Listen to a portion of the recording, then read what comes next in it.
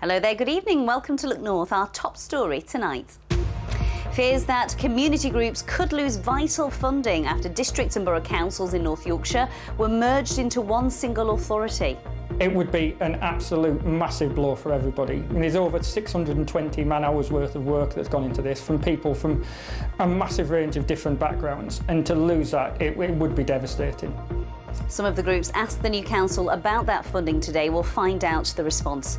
Also tonight, a man appears in court charged with the murder of a couple in Huddersfield and assaulting another woman. Aiming high, the country's leading player in a sport designed for soldiers who lost their sight says he wants to represent Team GB. Tommy Callan here. And Bernie Clifton. Look north a bit later on. Find out why we're in Bradford tomorrow. Come and see it. And it's been the first day of the flat race season at Yorkshire. You can see skies were fairly cloudy, but at least it stayed dry. What about the next few days? Join me for that detailed forecast.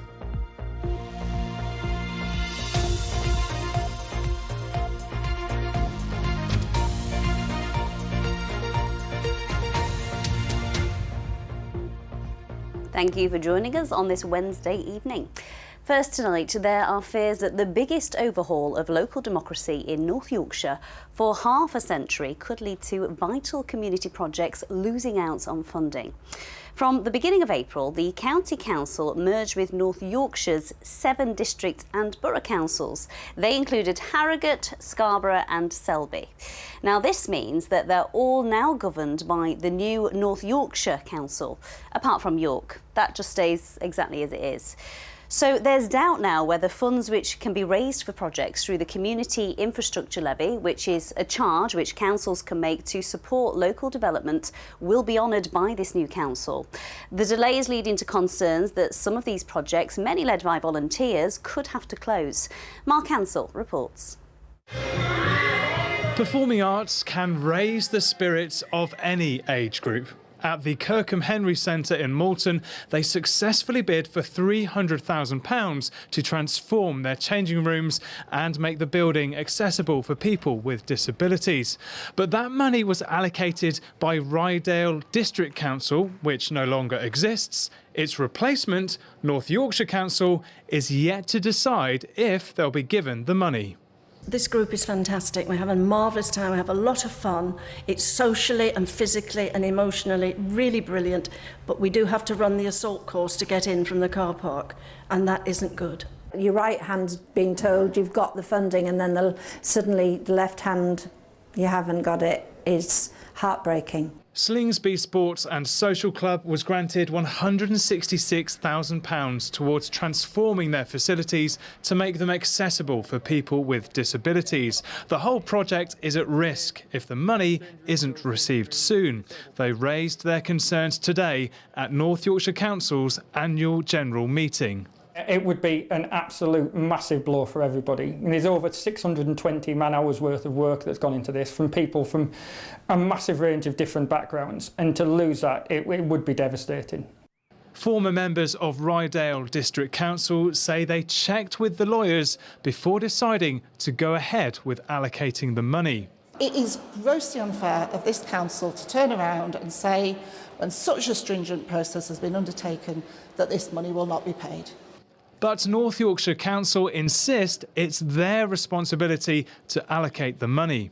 This dash to splash the cash is unfair on all those organisations that we've heard from today and previously that have spent hundreds of hours, we are told, putting together bids for which they may or may not be successful.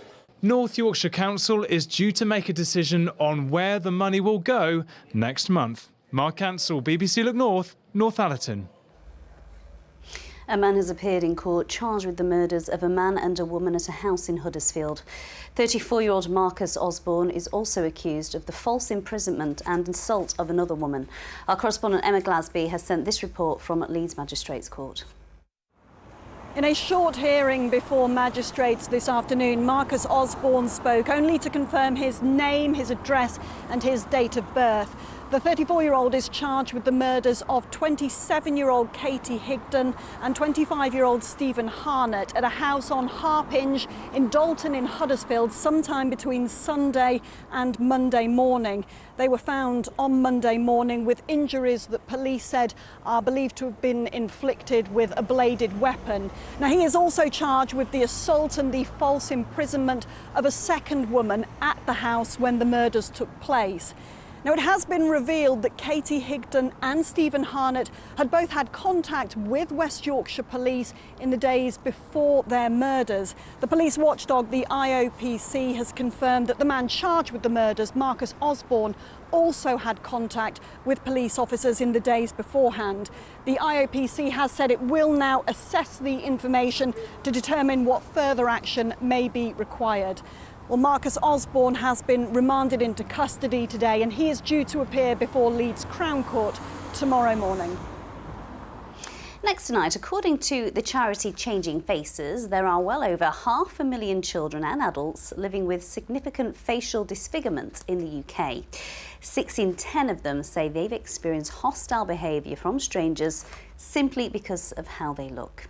Well, now research from the charity has found that the majority of people they questioned want to see more faces with visible differences represented in popular culture. So they're launching a new campaign to encourage more positive portrayal of people with scars, marks and conditions that affect appearance. Our reporter Abba has been to meet this lady, Stacey. She's from Halifax and she has golden heart syndrome.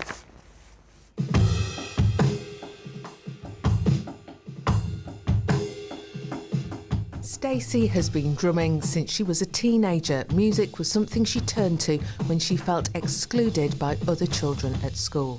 People would often refer to me as it, as if I wasn't a person.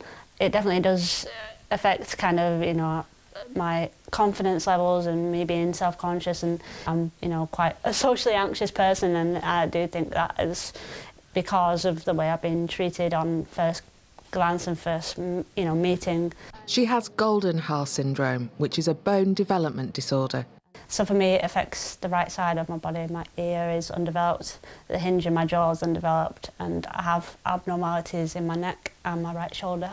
Stacey's now a graphic designer, but thinks she's missed out on job opportunities in the past because of how she looks. I haven't really been directly told, we don't want you because of your visible difference, but these, you know, because of the experiences that I've had, it does make you kind of you're constantly questioning, like, oh, what does that person think of me? Is it because of my visible difference that they're treating me this way? If you respect difference, join us. The Changing Faces charity are campaigning for better understanding of how visible differences can affect people. So it's looking at everything from sort of feeling like an outsider and sort of not being represented in wider society. So our campaigners and ambassadors are sort of being the role models that they lacked when they were younger and saying that this is me and that they're proud to be themselves. Stacey hopes sharing her story will make people stop staring and start accepting. Sitting here with you now, I'm happy to be sat with the camera facing my bad side, because it's not a bad side. It shows, you know, my condition, and yeah, I'm here to show that it is possible to be happy with yourself, and I'm happy.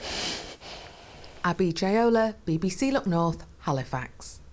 Certainly no bad side, Stacey. Beautiful inside and out. The Leeds Central MP Hilary Benn has said it's extremely frustrating that building work has not yet started on a new state-of-the-art children's hospital and adult wing in the city. The Trust submitted final plans for the redevelopment of the Leeds General Infirmary site to the government last August, but is still waiting for approval to proceed. The government says it's working closely with the Trust and remains committed to building 40 new hospitals in England by 2030. Our health correspondent Jamie Coulson reports. It is now almost 2.5 years since bulldozers began demolishing the old nurses' home at the Leeds General Infirmary.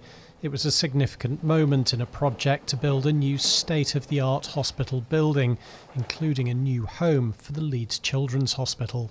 The demolition and site clearance was completed last summer, but as things stand, no building work is taking place.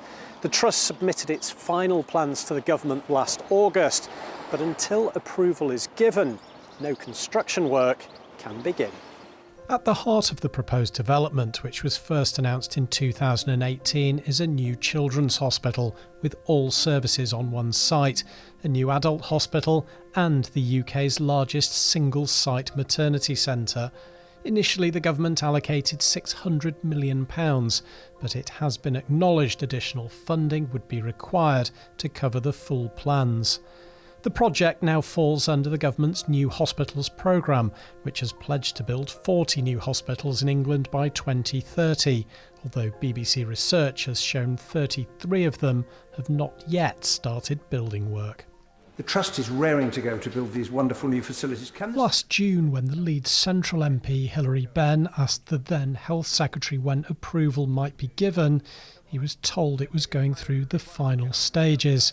Nearly 12 months on, he's asking the same question.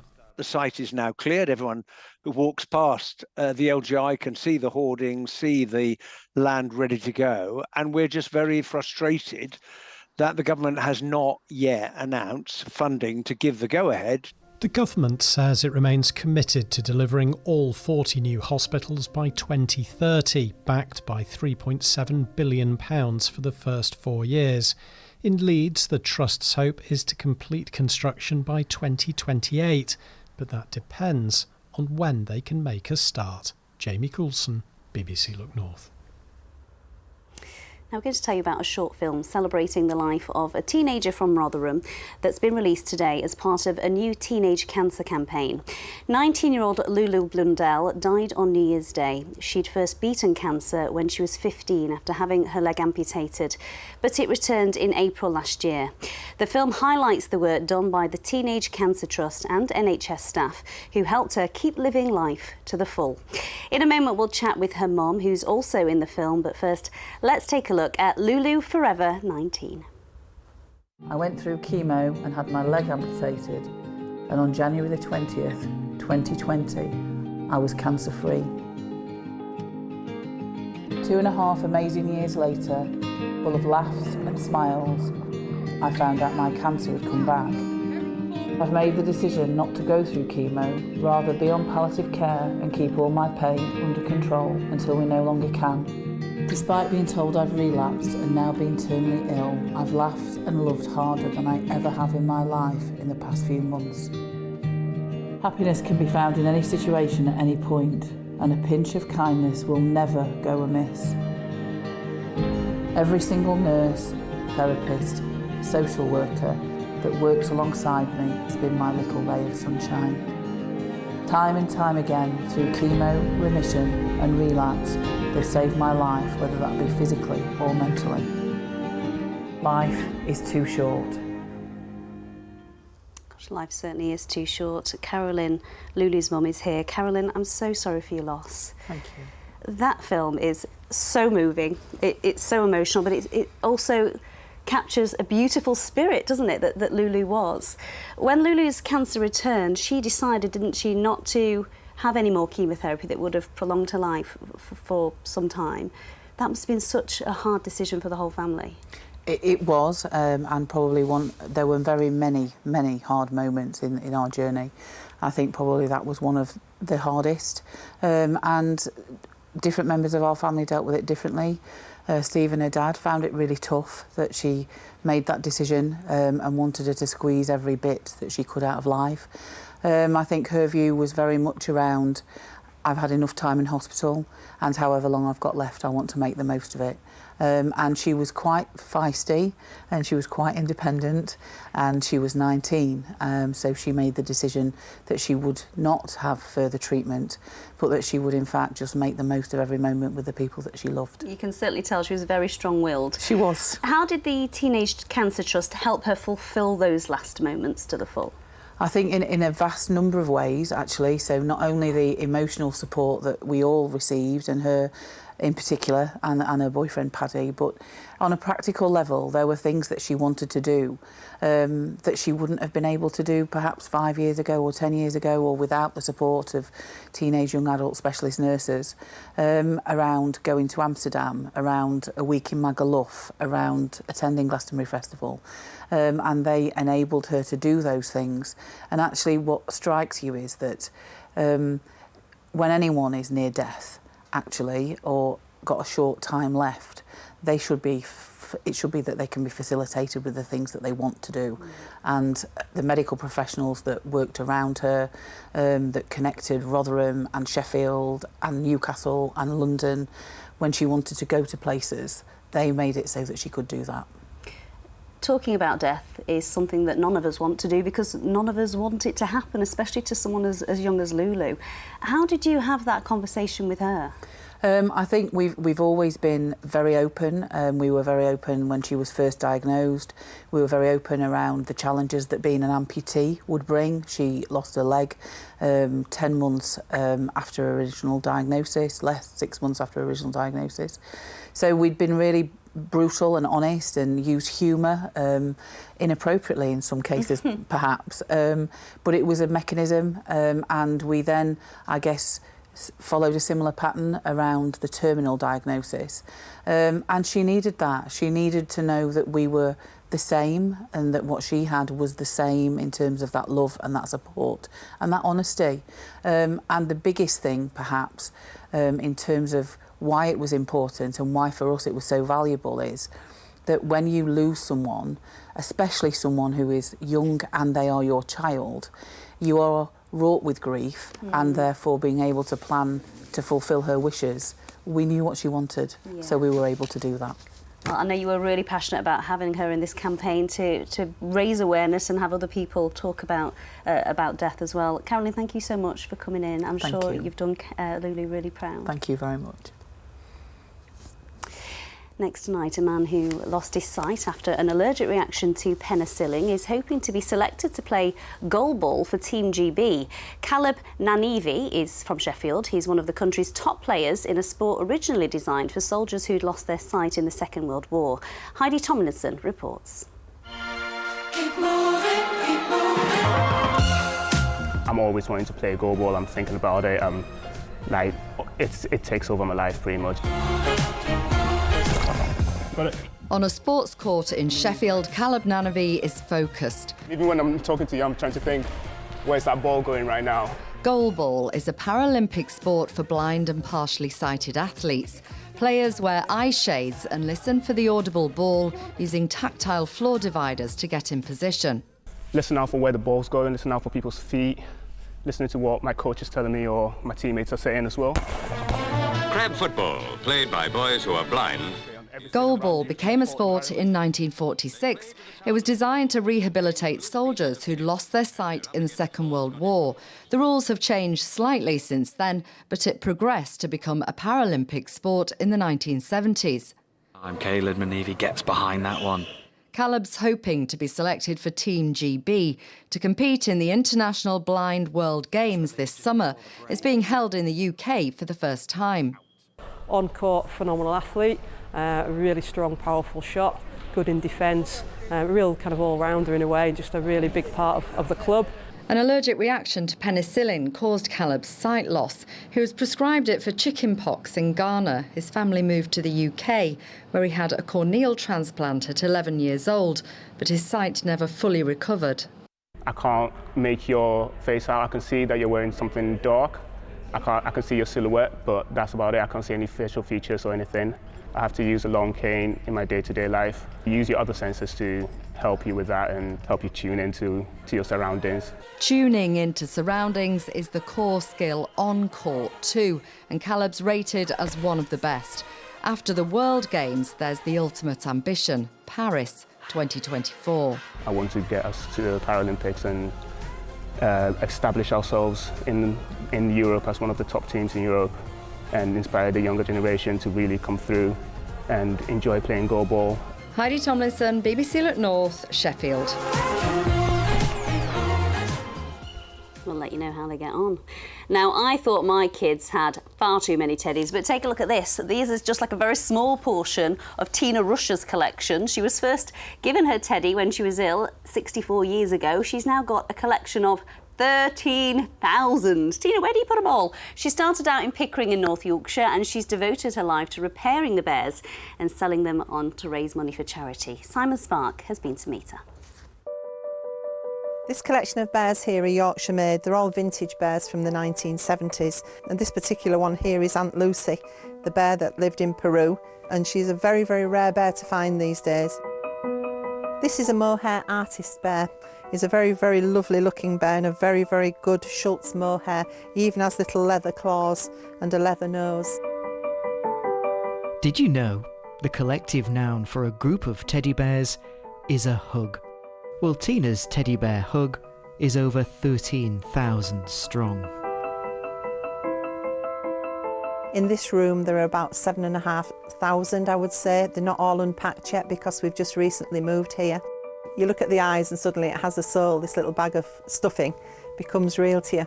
But despite the numbers, Tina will never turn a teddy bear away. If I see a skip and it's got a teddy bear in, I can't stop.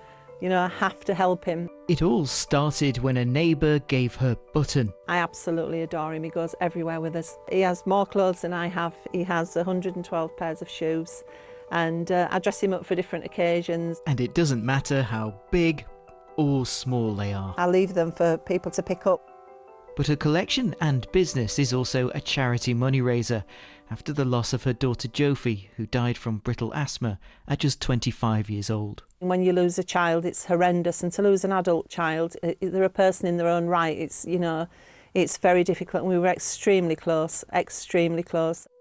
And so from quiet times for me and sad times, I come in here. I will pull a couple of bears out that have been donated and think, you know, well, they will make money and that will go to ASME UK, and that might stop somebody else going through what I've gone through. Keeping such a huge hug has its own meticulous cleaning regime. All the bears are frozen once a month, and that kills the dust mite. And then every week all these are cold hair dried. It's vital that you keep them clean, absolutely vital.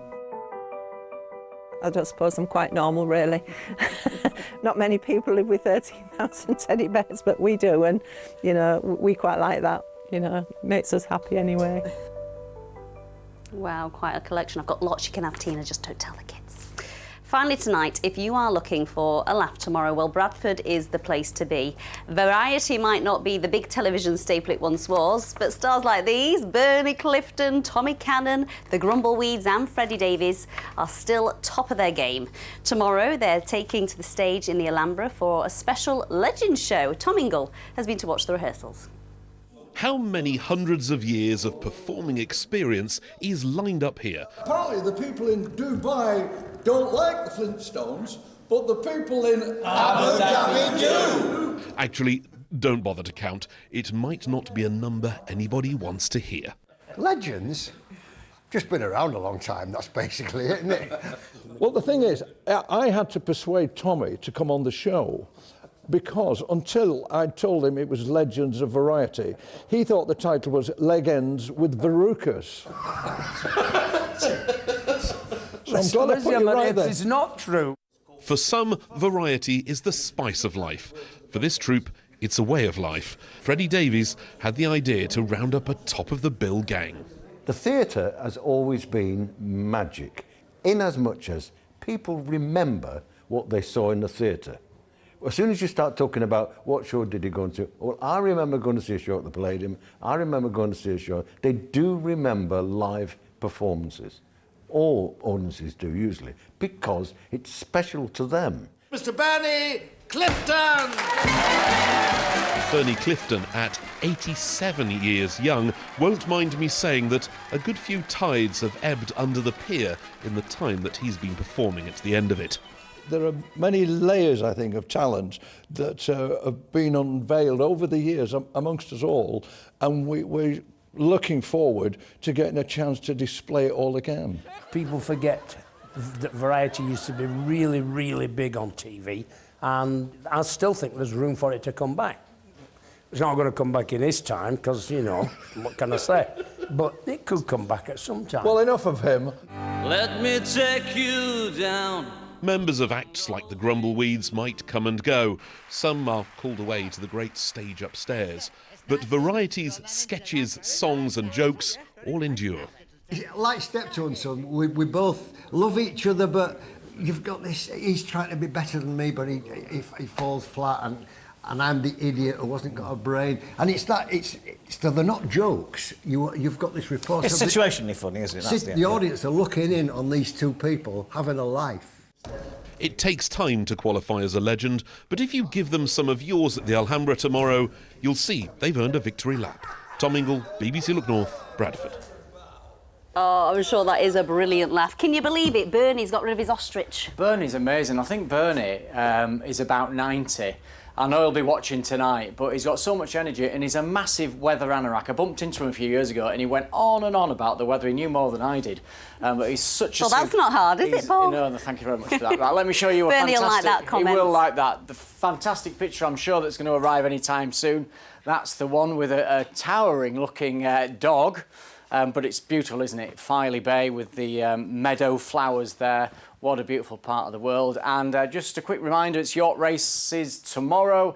It looks like another fine day, but there could be 1 or 2 showers. Keep those pictures coming in then. The addresses should be on your screen. There they are, Twitter, Instagram, or the Weather Watcher website. So tomorrow's looking fairly good, mostly fine. There'll be some sunshine around.